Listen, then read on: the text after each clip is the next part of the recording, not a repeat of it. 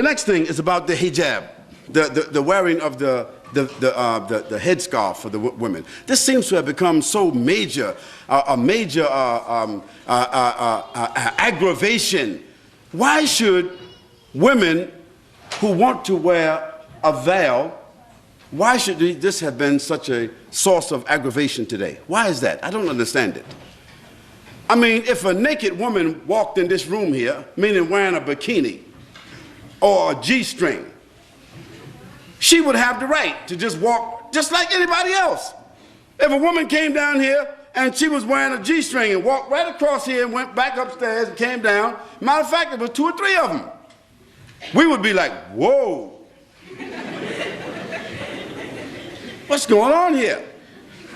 But we couldn't say anything because it is accepted in the society for a woman to wear this in public. And there are some beaches in this country and some places in this country where you got some people call themselves naturalists. You know what they are. I don't have to tell you. That is, they believe that they should just walk around all the time naked. Now that we can't make a judgment call because according to legislation, the naturalists have a right.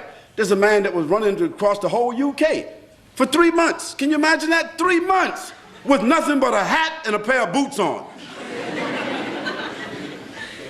I mean, he's running. Can you imagine a man running through a village? Nothing but a hat and a pair of boots on. Because he's a naturalist and these are his constitutional rights. And for 3 months, nobody could say anything about it. Well, I say that in a society where people are allowed to express themselves that way, why should there be a problem about Muslim women, whether in the schools or otherwise, choosing the preference to cover their heads or to cover their bodies with loose garments? Why should there be such an uproar? Why is there the need for the media to assault and say Muslims want to take over our society and Muslims want to impose their values upon us and so forth? Well, I want to remind them that until 15 or 20 years ago, the nuns in the church, in the Catholic Church, they had to wear it. Is it right or wrong? And just recently, the Catholic Church has relaxed the uniform codes of the nuns where they can show a little cleavage.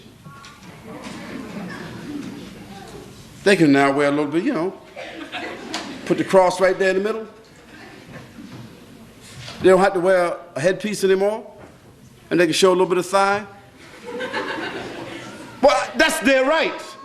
We can't say anything about that. But when I went to church, to the Catholic Church, when I was 17 years old, all the nuns were looking like the sisters are looking today.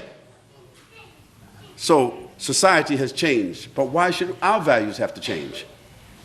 Those Muslim ladies who want to wear the full scarf and want to wear loose clothing, they're doing so because God said so, not because their husband said so, not because they're Arabs or Indonesians or Malaysians or Africans. No, they're doing it because God says so. So if our religion, which is the same religion of Moses and Abraham and David and Solomon and Jesus and John the Baptist, if we have the same religion as all of those prophets, and we are all monotheistic people basically, Christians and Jews and Muslims, taking our sources from the same, taking our scripture from the same sources, and we can see in the history of our religions that women dress this way consistently, then why is it an aberration because our women want to wear that today?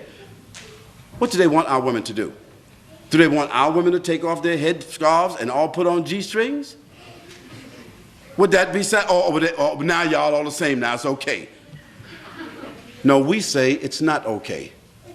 And we say, as Muslims, we have the right to preserve what we consider to be decent and dignified clothing and apparel and appearance. And we think that we are fortifying. We think that we are making a good moral contribution. We think that we are doing something that will support the morals, the principles and the status of women in this society. We say that's what we think we're doing. And do we have the constitutional right to make what we consider to be a moral contribution to the fiber of this society based upon our religion? Of course we do. And we don't have to apologize. And if somebody wants to know, if we are unable to explain, we do not have to explain. But what we should do is, the people of the media, or the people of government who feel that they don't understand what's going on, we should send them to people who are qualified to expound upon this issue in a dignified, educated way, so that people would not think somehow or another that all these women who are wearing these scarves got an AK-47 underneath their scarves, or they got a bomb, they coming inside somewhere with a bomb. You know, stereotypes. But the issue is, we Muslims, the Muslim ladies in particular, you do not have to explain to anybody why you are dressed the way you are dressing. Just like others who are undressed do not have to explain to anybody why they are undressed. It's a matter of choice. Unfortunately, if I'm living next door to some people who choose to be naturalists, I can't say anything. The only thing I can do is move. And if they live next door to me and my wife is dressed like that, they can't say anything. All they can do is what? Move. That's the society we're living in, where everybody has free movement. And we have to deal and be patient with each other.